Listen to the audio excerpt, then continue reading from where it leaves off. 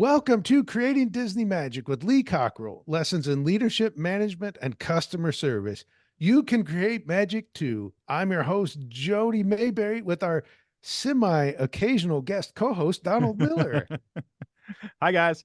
Hey, Hey, Don, it's great to have you back. How you doing, Lee? good. It's good to have Don. I'm working on my coaching business now. Well, Don, if you convince Lee to move heavier into coaching, I think a lot of people win. I think you're right about that. There's no question. Well, when I knew we were going to have Donald as a guest, I reached out to someone who I know is a big Donald Miller fan. Don, he's read all of your books. He follows you on Instagram. One time he sent me a screenshot that showed he was in the top 1% of your listeners of your podcast on Spotify. So, Wow. so Matthew Miller really understands you. Matthew Miller from Orlando Informer follows along everything you do, and he's a great student. So I knew when we were having you on, if anyone could have good questions for you, it would be Matthew Miller. Well, I'm So, grateful. Thank you, Matthew.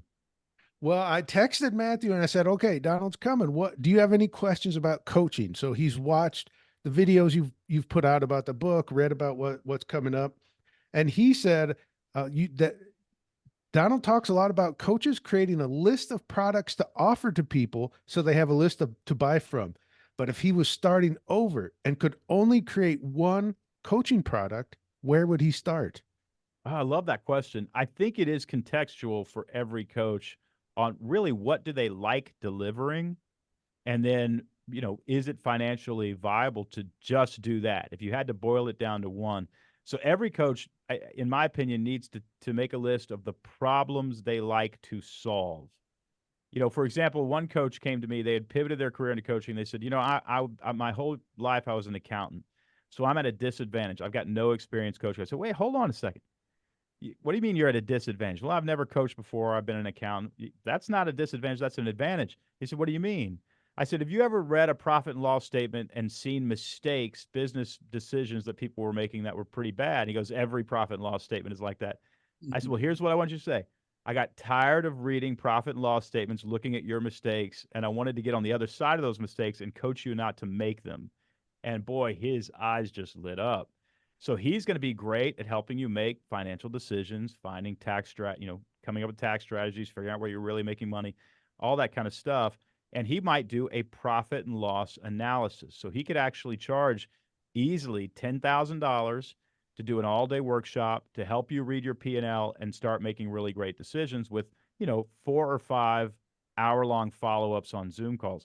A lot of business owners would pay that 10 grand in order to, and by the way, he could actually say, if you don't make 10 times return on your $10,000, I'll just pay you back. Now he's going to be able to make them 100 grand pretty darn easily if they're $1 million or higher company. So that's what I would do if I were him. Other people might do a mastermind where they get a group of people together. Each of them have a $3 to $7 million company, and they're going to go through and overhaul their leadership and their guiding principles. That might last 6 months. You might charge $5,000 a person. You create products based on the problems you are good at solving and you like solving. So if I had to answer that question, Matt, for me, it's really going to probably be where I do best, and that is a strategy session around building a campaign.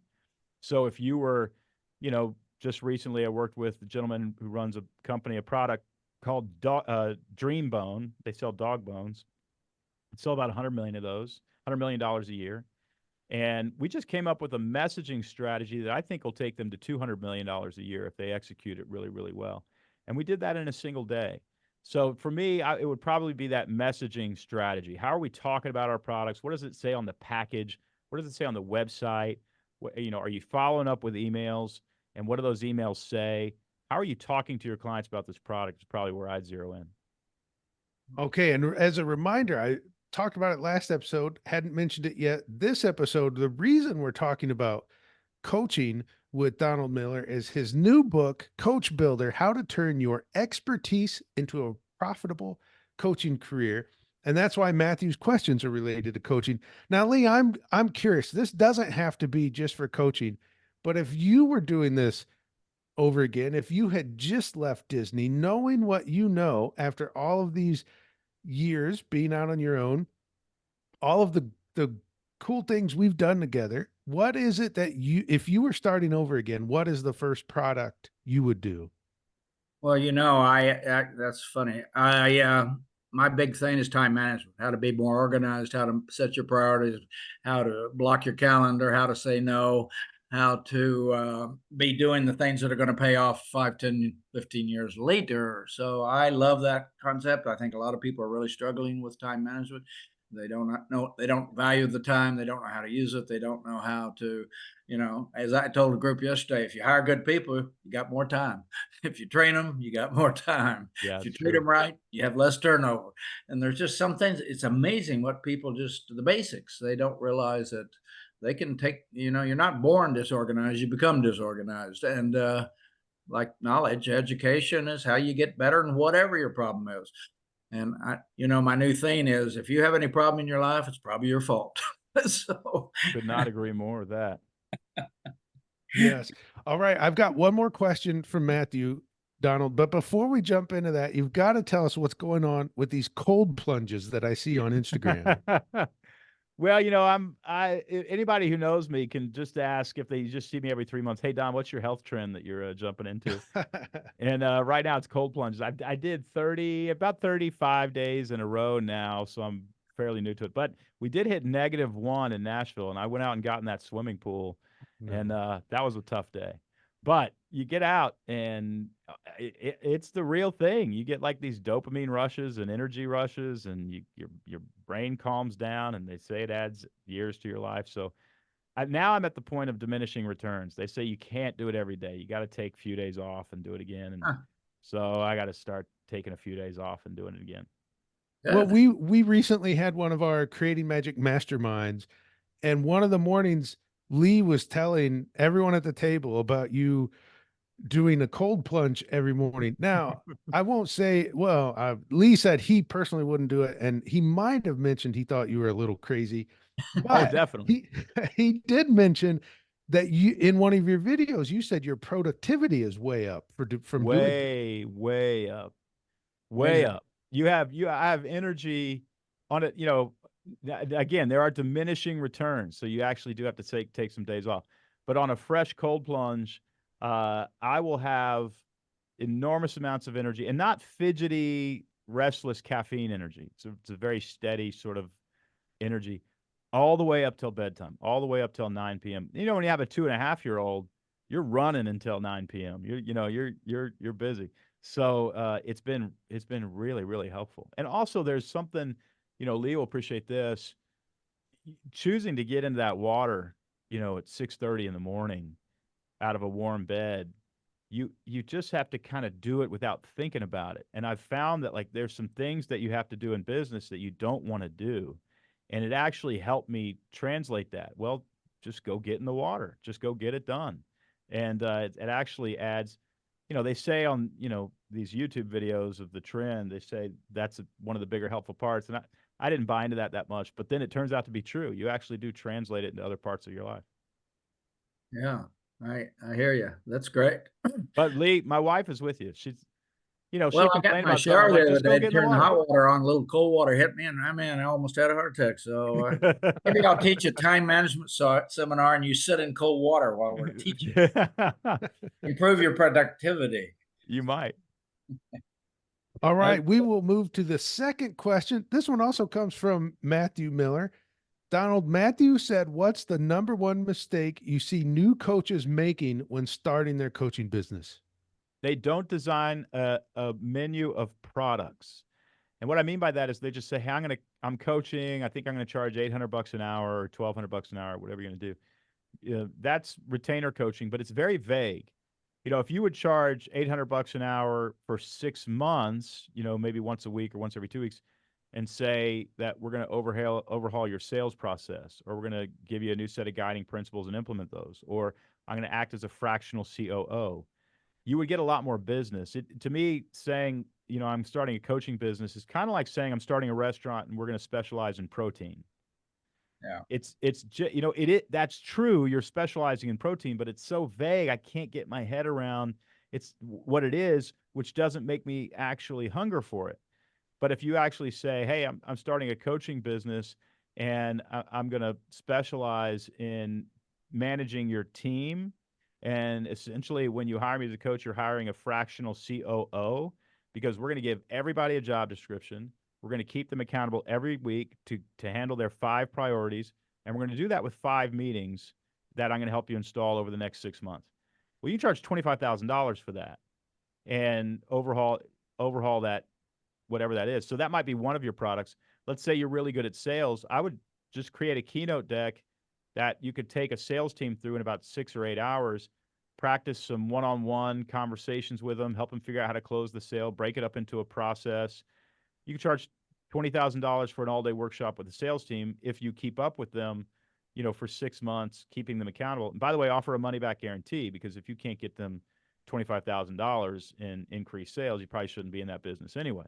So, turn your expertise. Don't just say I'm smart or I'm wise at something.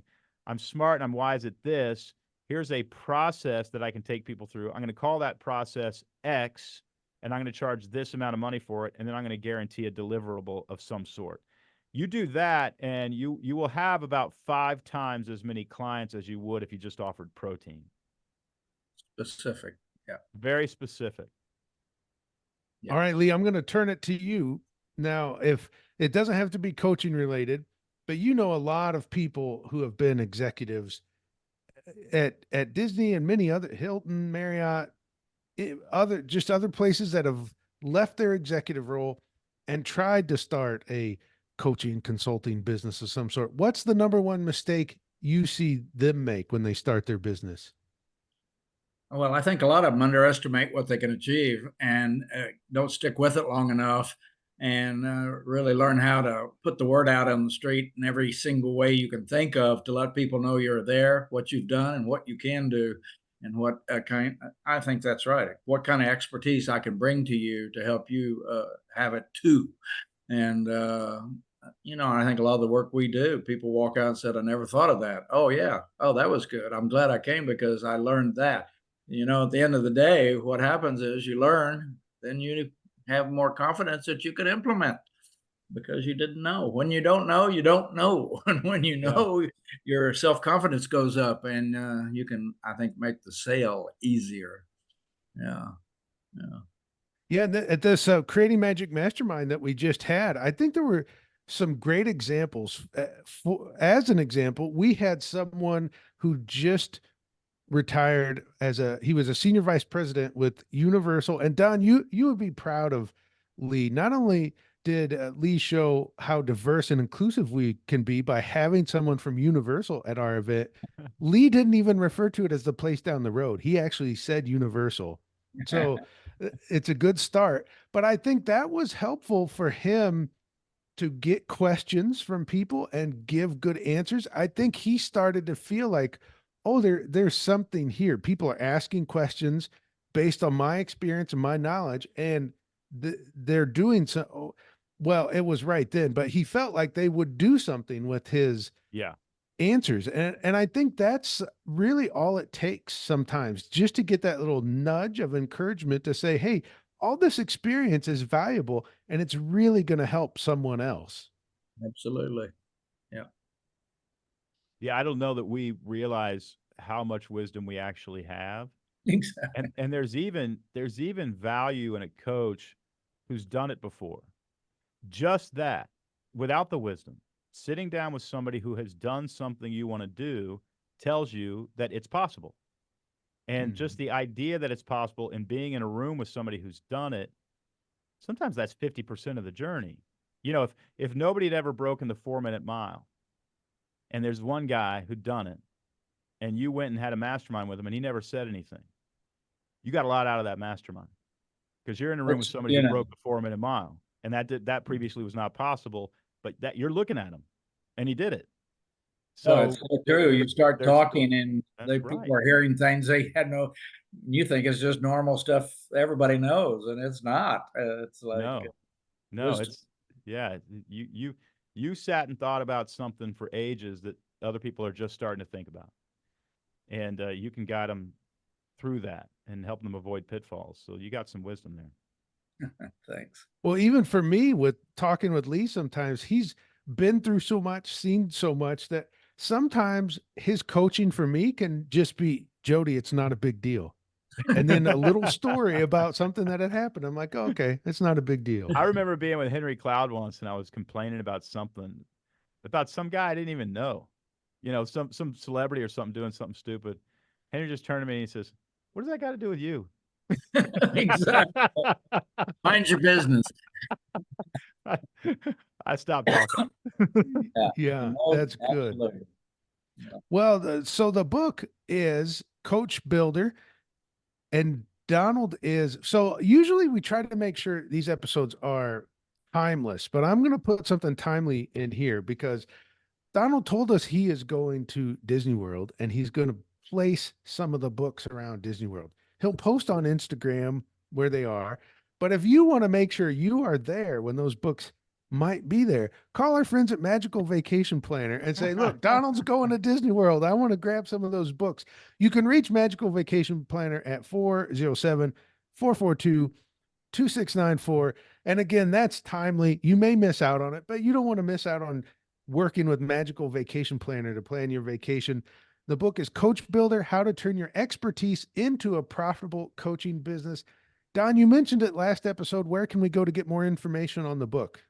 Well, you can get the book on Amazon or wherever you buy books, but then if you go to coachbuilderbook.com, there's all sorts of bonuses, including 27 websites. We've made a PDF of 27 websites from coaches that are having incredible success as a coach. A lot of coaches kind of wonder what should be on their website.